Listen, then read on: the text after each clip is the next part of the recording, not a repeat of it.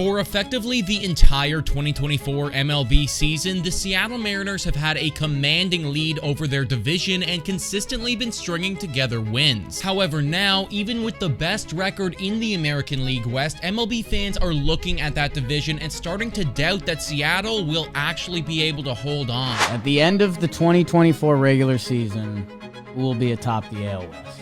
Houston. Tough to not pick them. There is a big problem going on in Seattle right now that has fans seriously concerned about the remainder of this season and the future of the team. What is this big issue that is plaguing the Seattle Mariners right now, and is the MLB right to be doubting them?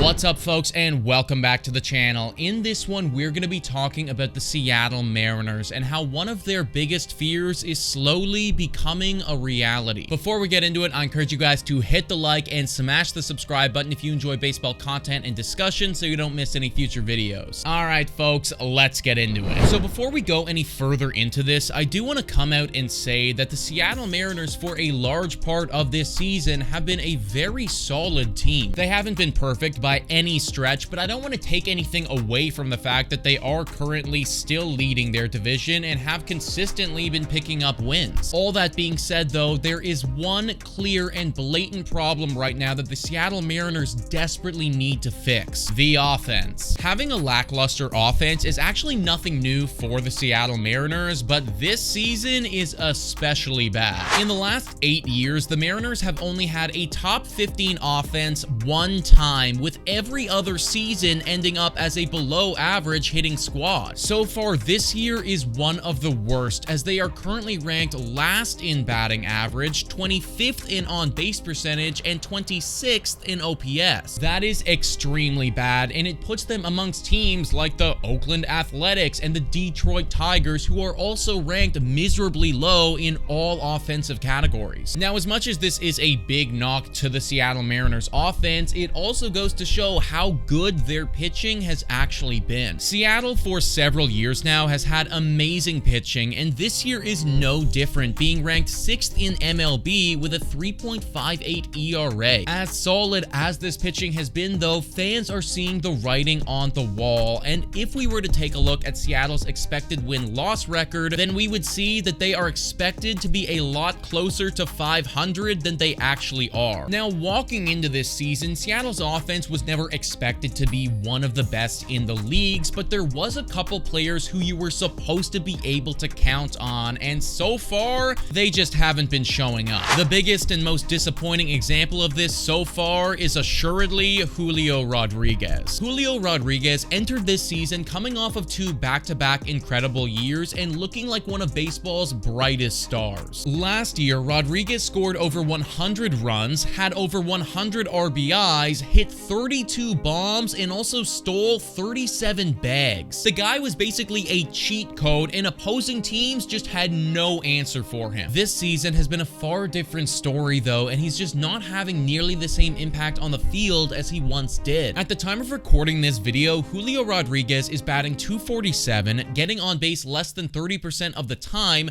slugging only .327, all good for an OPS of just .625. From a production standpoint, he is still stealing bases and has 17 on the year, but he's only got 7 home runs, and with more than half of the season gone, he only has 29 RBIs. Julio was supposed to be the leader on this team and the guy to finally help turn Seattle into a dangerous hitting team, but that just isn't happening. And when you look at the rest of the lineup, no one else is doing it either. Right now, the Mariners have only one everyday player with an OPS over 750, that guy being Luke Raley with an OPS of 754. On top of that, the Mariners don't have a single player with 15 home runs yet, and arguably their most productive hitter so far this year, Kyle Raleigh, is only batting .202. It's one thing to be a pitching first team, but as of today, Seattle just isn't doing enough with the bats to be able to hold on to that top spot in the American League West. Trade deadline is coming up, and if the Mariners don't want to waste another year of incredible pitching, then they have to buy, and they have to buy a lot. But folks, let me know what you think about all this in the comments down below. Thank you so much for watching, and I will catch you next time.